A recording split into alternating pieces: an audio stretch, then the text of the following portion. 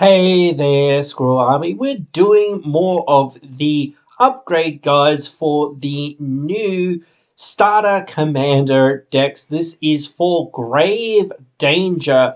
The commander for this deck is Gisa and Giralf, a classic Demir pair.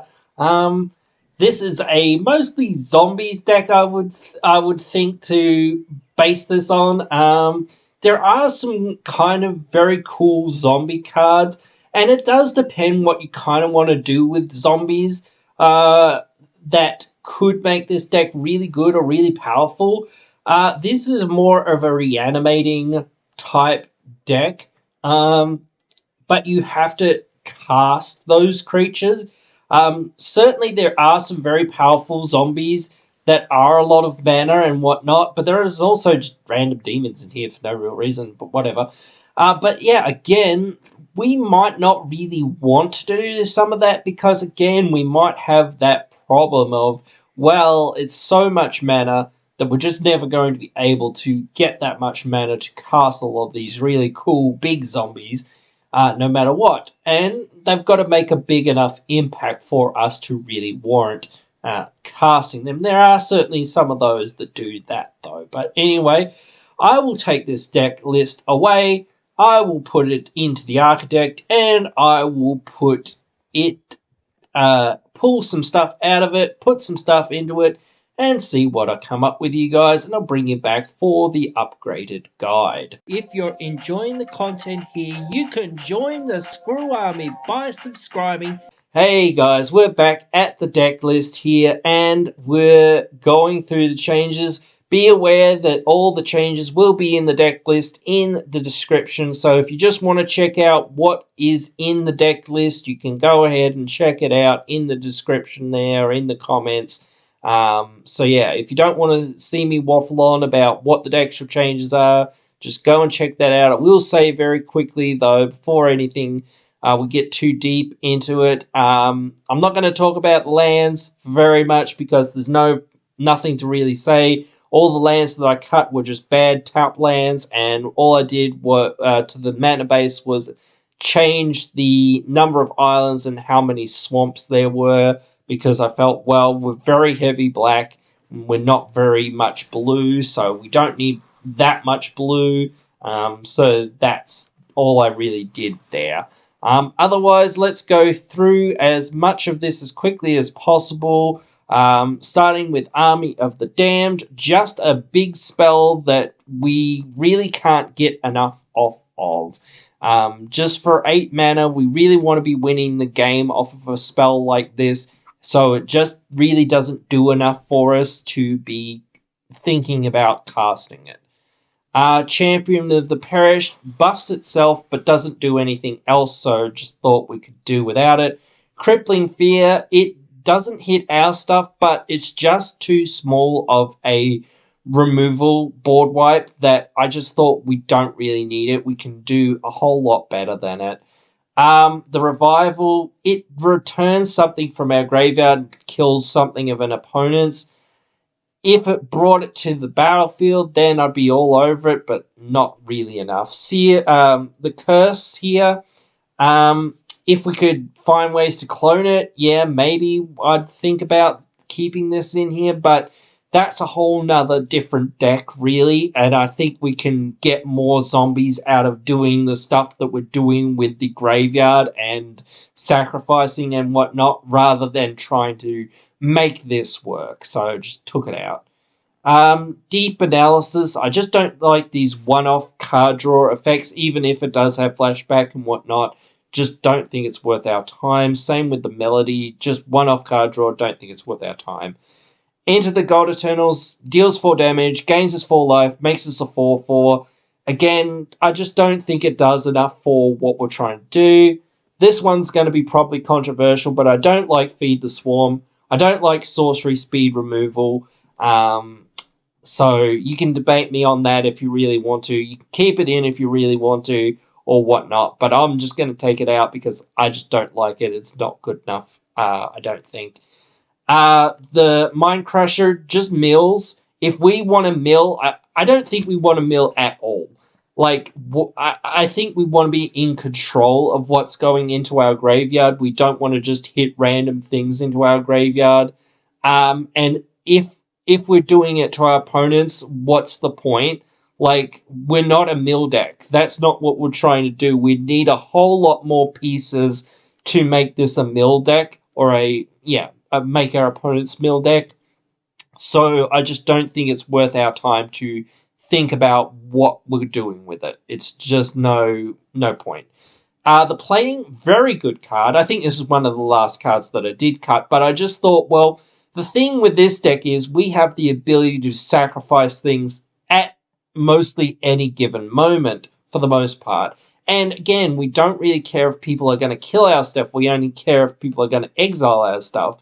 So that doesn't really matter to what we're doing. Protecting our board isn't that big of a priority because, again, we can just sacrifice everything for the most part whenever we want, and we really won't care because we'll still get some other death triggers off of that happening and whatnot. So we really don't need this sort of thing in this deck.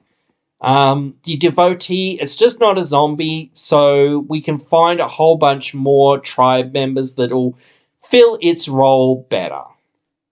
Liliana's Mastery, I just don't think it does enough.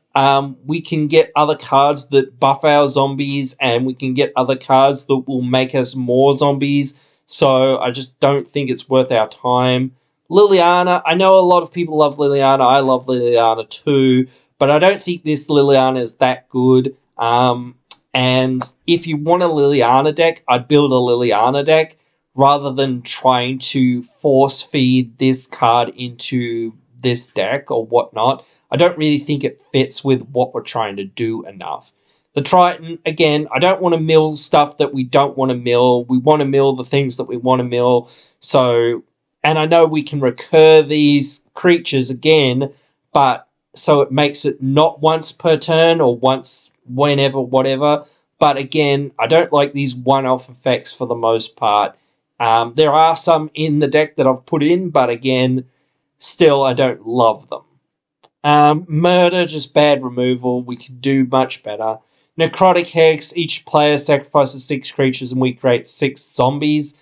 Again, I think the board wipes that we already had were just a lot better. This can kill a whole bunch of stuff, but we wanted to kill everything of our opponents for the most part. That or just leave us alone completely. So I don't think it's worth it. Overseer of the Damned, again, a lot of mana for not enough, I don't think. Plus he's a demon, not a zombie, so even though he cares about making zombies, not really worth our time, don't think. The plans, again, well, who are we milling? If we're milling our opponents, why? Like, that's not really worth it, I don't think.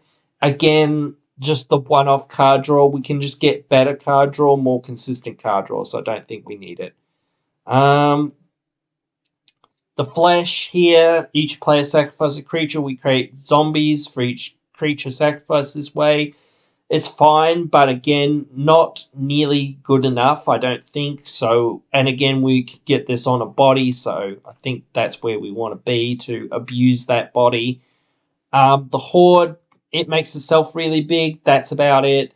So I just don't think it really helps us enough to do what we're kind of doing with the rest of the deck for what we're doing. The counterspell here, making an opponent lose 3 life is kind of small potatoes. So I just didn't think it was worth the time. Plus, double blue black is kind of hard for us to cast. So I just thought we can do better and just get other counterspells in here. Veiler, I thought this could be the commander, but I realized what we're trying to do is sacrifice things and recur things, not really punch through. We are punching through with some stuff, certainly, because that's another part of our game plan, but this doesn't really help us enough with that, plus it's a bit too much mana for what we really want to be doing. Victimize, just 2 one-off of an effect, I think, so just took it out. And the Wretch, what are we exiling with this thing? Like, we're going to have the biggest graveyard, so we're probably going to be exiling our stuff. So, like, I don't see the benefit in that, and it doesn't give us any benefits. So I just decided we'll take it right out of there and forget about it.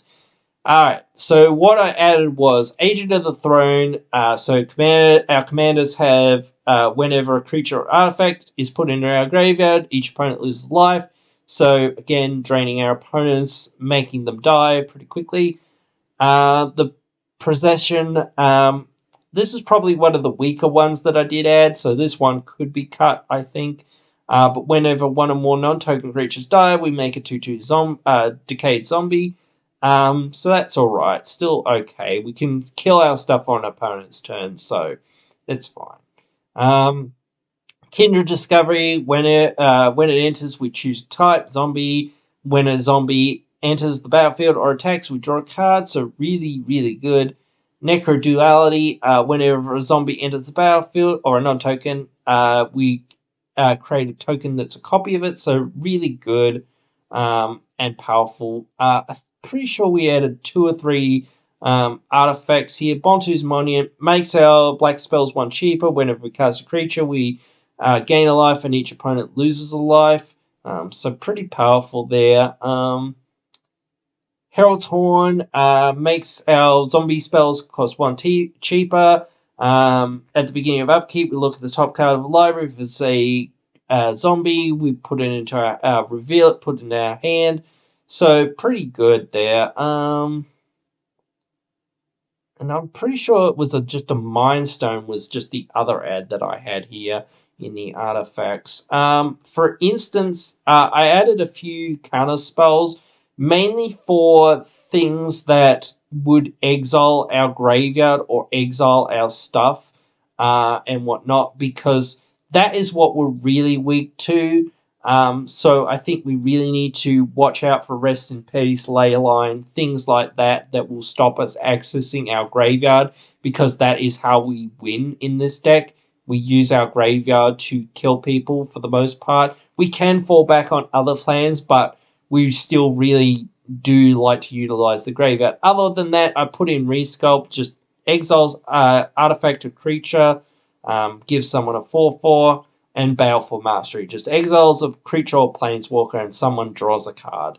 So those are both pretty darn good pieces of removal. So now we'll go through the creatures. The Ghoul, when it dies or another zombie dies, we look at the top card of the library. If it's a zombie, we can reveal it, put it in our hand. If we don't, we can put that card into our graveyard. So at least we can choose where it's going if it's not a zombie or it's not a card we care about. We can leave it on top, even though we'll have to reveal it or whatever if more zombies die or whatnot. But still, that's not that big of a deal. It's usually going to hit for us, because still we've got over a third of our deck being creatures, so really useful. Scab, probably one of the weakest members here, but still it's a zombie and it's on theme and it buffs up our zombies, so that's alright. Scab, sacrifice another zombie, we create 2 tokens that are copies of it, so pretty good. Death Baron gives our zombies +1 and Death Touch. The Colossus, it comes in with a bunch of counters for a number of zombies in our graveyard, but we don't care about that. When we cast a zombie, we create a 2/2 zombie, so that's pretty good. The Stinger has exploit. One thing with the exploit is that a lot of people forget is that you can exploit this creature or the creature that you just played, which is the Stinger essentially. So a lot of people forget that you can actually do that. But yeah, when we exploit, we will probably exploit it because it's a pretty easy source to just exploit it. And then we just get to draw 2 cards and lose 2 life. So that's pretty useful. Again, we can recur it, so we can keep getting that effect of drawing some cards, which is pretty darn useful. The Rider, whenever another non-token zombie we control dies, we make a 2/2 zombie, so pretty powerful there. The Scab, making our zombies have flying. Whenever a zombie deals combat damage to an opponent, we draw cards equal to the number of opponents dealt damage this way. And if we do, we also discard that many cards. But that's all right. We get to choose what we discard, and we'll mostly discard zombies that we will reanimate in one form or fashion. So that's fine. Alright. Lord of Undead. Buffs our zombies, can return a zombie from our graveyard to our hand, so that's okay. Especially on zombies that don't have a really good recursion ability. Not a lot of them have that, but some of them do. The Belcher puts neg1 counters on something, and when zombies die, each opponent loses life, which is the part that we really care about. The Rotbelly enters the battlefield. We may sacrifice 3 zombies. When we do, each of our opponents sacrifices that many creatures. So we sacrifice 3 zombies. Each of our opponents has to sacrifice 3 of their creatures, which is pretty darn good. What else have we got here? The Adversary. This is great, especially when we can keep looping it in and out of our graveyard, recasting it. So essentially we can pay its kicker of 2 and a black any number of times, and when we do, we put that many counters on it, which we don't really care about, but we get twice that many 2/2 zombie creatures with Decayed, which is really good. So that's what we want. Tyrant buffs our zombies, sacrifice a zombie, return a zombie, or sacrifice a creature, which is mostly going to be a zombie, return a zombie at random from our graveyard to the battlefield. It's only during our turn, but whatever, and only if we control 3 or more zombies in our graveyard, but still we're going to probably have that. Tormod, when a creature leaves our graveyard, or 1 or more cards leave our graveyard, we make a 2/2 zombie. So that's pretty darn good and powerful and very helpful. The War Chief makes our zombies 1 less to cast, buffs our zombies by +2/+1, so pretty darn good. What else? Will help. This one could be the commander of this deck. He's a very powerful card. So whenever a zombie we control dies, if it didn't have Decayed, we make a Decayed zombie. In the beginning of end step, we may sacrifice a zombie, and if we do, we draw a card. So pretty useful.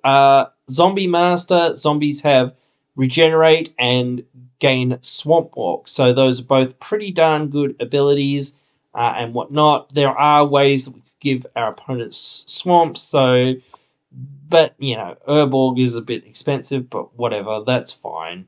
But that is the list here for today. So you guys can let me know what you guys think. Write your thoughts down there in the comments below. I'd love to hear what you think. And yeah, I'd love to see you in the next one.